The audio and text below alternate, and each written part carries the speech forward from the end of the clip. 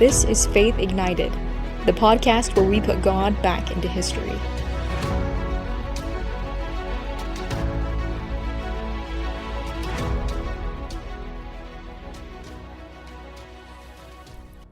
Episode 2: Tragedy and Turning Points. Death was so very cruel, Abraham Lincoln thought, as he watched the bitter weeping of his wife Mary over the corpse of their child. It had absolutely no sympathy. It took the young as well as the old, often giving little to no warning before claiming its victims. Lincoln shut the door to the green room where Willie had taken his last breath, hoping it might drown out the sounds of grief. Their youngest son, Tad, lay sick in another room with the same illness that had claimed his older brother, and Lincoln didn't want him to hear his parents' grief. Lincoln openly wept alongside his wife, so choked with tragedy he could hardly breathe. His family seemed to be falling apart, just as the nation seemed to be falling apart, torn by war and conflict. Even now, men were bleeding and dying on American battlefields, leaving behind loved ones to mourn their loss. It seemed too much for a man to bear. The burden of his office was heavy enough without the loss of his beloved Willie, his angelic, brilliant son. "My poor boy," Lincoln cried aloud. "He was too good for this earth. God has called him home." But the thought brought very little consolation. He and Mary had tirelessly sat at the boy's bedside, watching helplessly as typhoid fever had sapped the life from his 11-year-old body. He'd been sick only 2 weeks before giving way to the illness.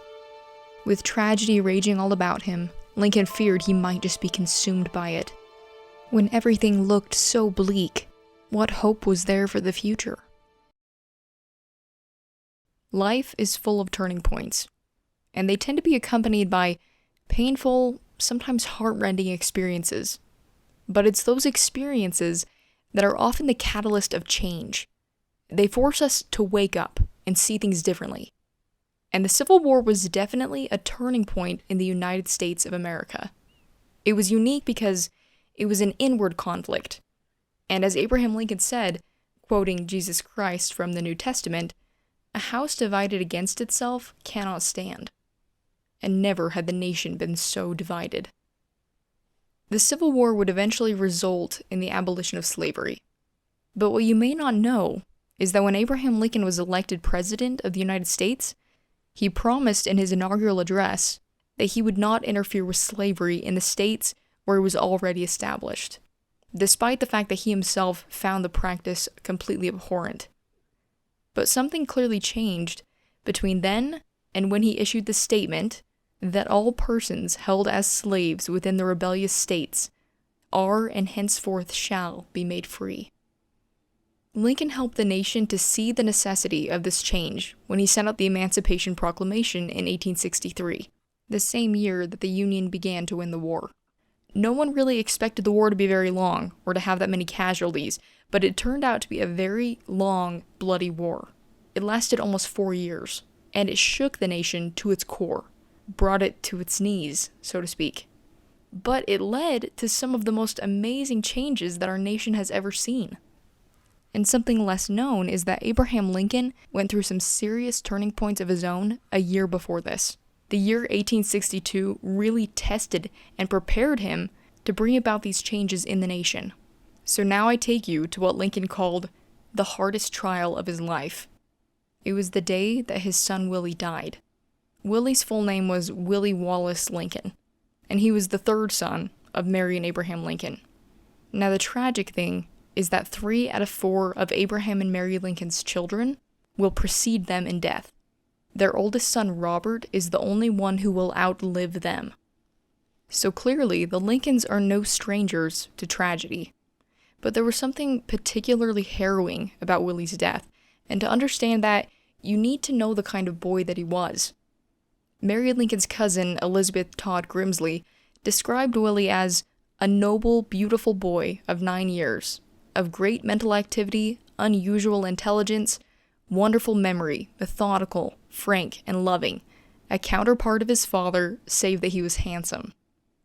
Reverend Dr. Phineas Gurley, who gave the eulogy at Willie's funeral, said, "His mind was active, inquisitive, and conscientious. His disposition was amiable and affectionate, his impulses were kind and generous, and his words and manners were gentle and attractive. It is easy to see how a child thus endowed would in the course of 11 years entwine himself around the hearts of those who knew him best. Nor can we wonder that the grief of his affectionate mother today is like that of Rachel weeping for her children and refusing to be comforted because they were not." Mary Lincoln actually didn't even attend Willie's funeral because she was so sick with grief that she just wasn't up to it. But anybody that knew Willie Lincoln instantly loved him. He was incredibly mature for his age, and he loved learning. Mary also said that he was a peculiarly religious child. He took after his father both in his height and in his personality, and the two of them were the best of friends. So when he died, it was a heavy blow that left the whole family reeling. But God didn't forget them in their grief. He reached out to them in a couple of different ways, and the first was quite interesting.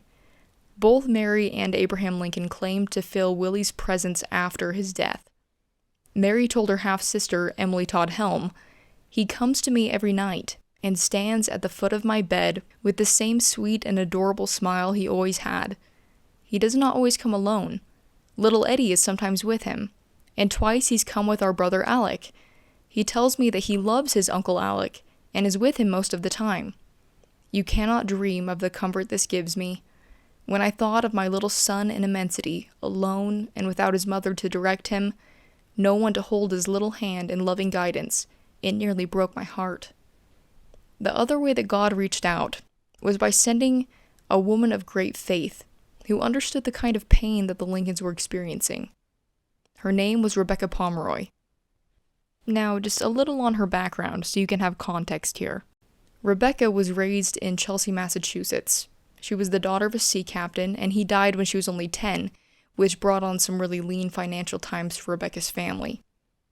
When Rebecca was 19, she married Daniel F. Pomeroy, and they had 3 children together, George, William, and Clara. But when the 1850s came, they brought with them some immense heartache for Rebecca. Her oldest son, George, went out to sea the same year that her son William passed away. Her daughter Clara died a year later, and her husband followed just 3 years after that. Now, at this point, I think I would have been ready to throw in the towel and say, well, clearly God has forgotten me, and I should just give up on finding happiness in life.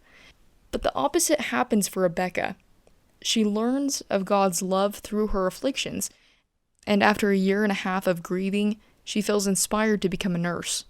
So she reaches out to Dorothy Dix, who is the superintendent over female nurses for the Union, and quickly gets a reply requesting that she come to Washington. So she works in a couple of different hospitals there tending to wounded soldiers. She quickly becomes distinguished for both her happy personality and her strong work ethic. After Willie's death, President Lincoln decides to take Dorothy Dix up on a previous offer that she'd extended to send a nurse to help tend to the Lincolns' needs. And with Tad still sick and Mary Lincoln confined to her bed, he decides to accept the offer. When Dix extended the position to Rebecca, she initially wasn't very excited about it because she was so invested in her soldiers and their well-being that she didn't want to leave them. But Dix replied, "Dear child, you don't know what the Lord has in store for you. Others can look after your boys, but I have chosen you out of 250 nurses to make yourself useful to the head of the nation. What a privilege is yours." And so Rebecca packed her bags and headed for the White House. Rebecca Pomeroy tightened her hold on her carpet bag as she was led through the great hallways of the White House to the president's chamber. They'd stopped first at the green room, where young Willie still lay in expectation of his burial. The corridor was quiet, but there was a heaviness to the silence.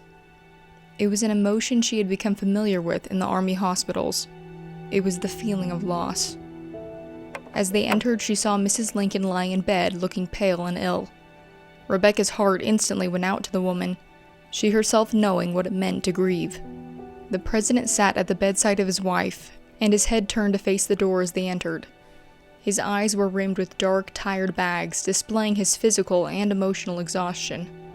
Despite this, President Lincoln greeted Rebecca with a warm handshake, saying kindly, "I am heartily glad to see you, and feel that you can comfort us and the poor sick boy." As they made their way to the room where young Tad lay ill, they met the two physicians who had been caring for the boy sitting outside the door. They proceeded to inform Rebecca concerning Tad's care and the medicine he'd need every half hour through the night.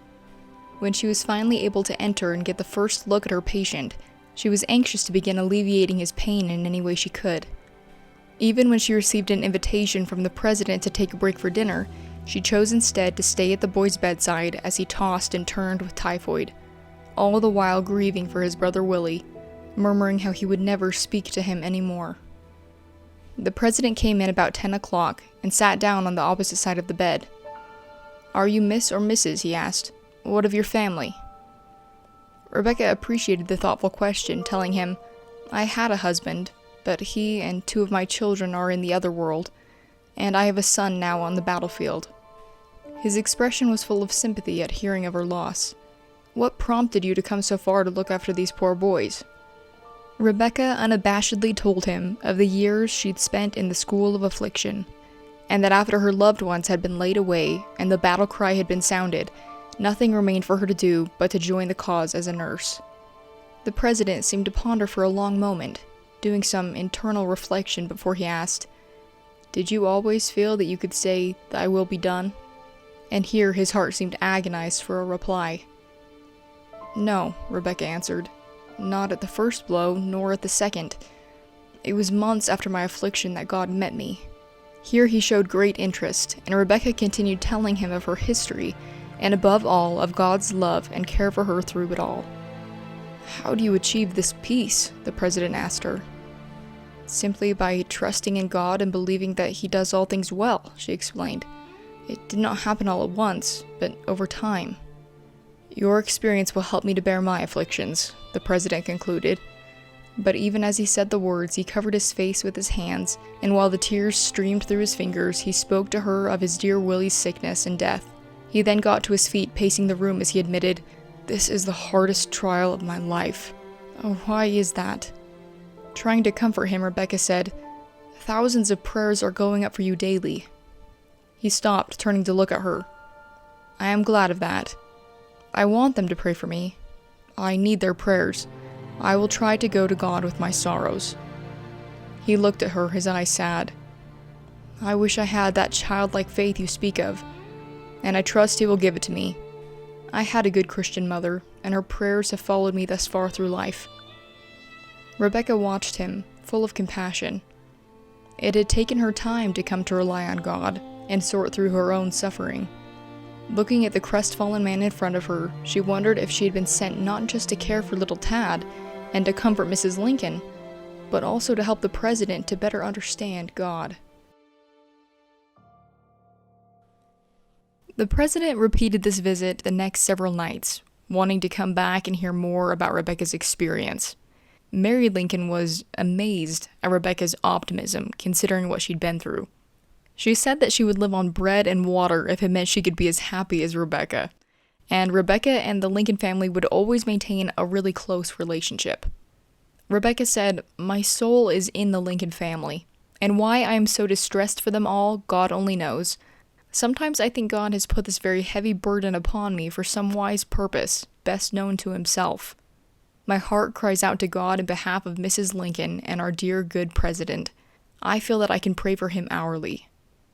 In Rebecca's diary, she pasted a newspaper clipping from one of the president's most recent speeches, no doubt feeling some satisfaction. It said, "I have often wished that I was a more devout man than I am. Nevertheless, amid the great difficulties of my administration, when I could not see any other resort, I would place my whole reliance to God, knowing that all would go well, and that He would decide for the right." It sounds a lot like Rebecca, doesn't it?